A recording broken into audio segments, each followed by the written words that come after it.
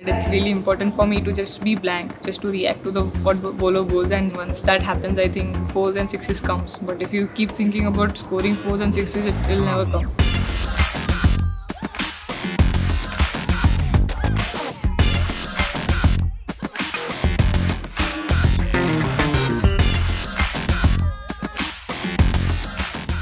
The key to my preparation is to keep things simple, not to overthink, because I think as a player I have understood that this is something which suits me, because if I overthink or overplan my stuff, probably I don't really react to the ball the way I want to.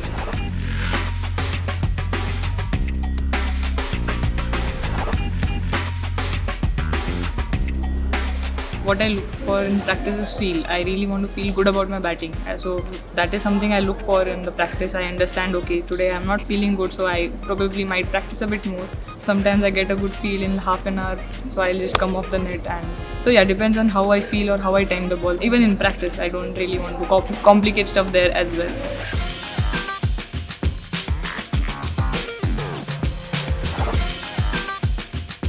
I pay a lot of attention to all the bat angles, swings, because I've understood over a period of the time that I feel good about my batting when I get all of those things right. In those ways, I really am big on watching my videos. So if I don't feel well, I really go back. I watch my videos of batting which I batted really well. I see where my stance has changed or what is happening, what is going wrong. And as I said, it's always that I find some sort of change.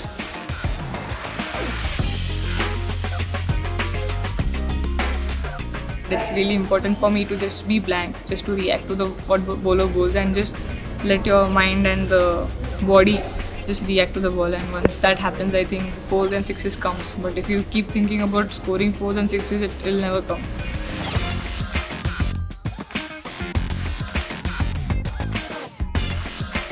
When I'm playing to spinners, I try to, if I have to hit for a six, I know that I cannot really rely just on timing from the crease. I really have to step out. So that's the tweak which I do. Probably step out and try to get a force going, because when you step out, you really get I think 40% force going. And I know I'm just a timer of the ball. I cannot hit big, so I really want those things to be correct. And I think in pace bowlers, I really rely on timing. I just want to look at my areas and just try to time the ball, because there's space already on the ball. You just have to really place the ball where you want to, and that makes life easier.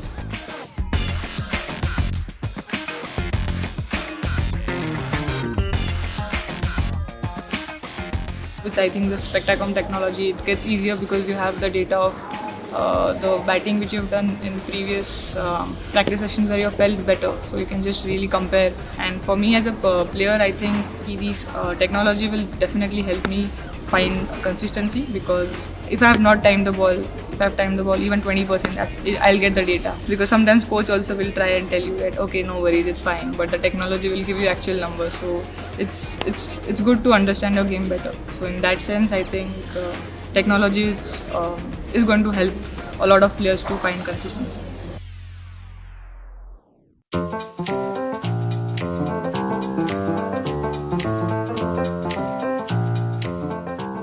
I would say Sophie Devine. Dotting hits them well, and now recently I think Shefali Verma really hits them far and well, and of course Harmanpreet Kaur. I think all these four are good power hitters in women's cricket. I think Sangakkara sir, I've grown up watching his videos of batting and tried to copy a lot of him, but didn't get it. But yeah, Sangakkara sir. Depends on, like, if pacer is bowling, I would try to like it from the crease itself. But if spinner is bowling, for sure step out, because I don't really have that confidence to hit a spinner from the place for six.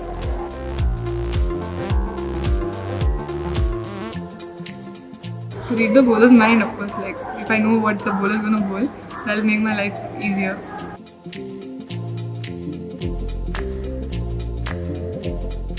I think batter should get 2 chances. I'll speak as a batter. No, that shouldn't change, but yeah, if I get a second chance, that would be great.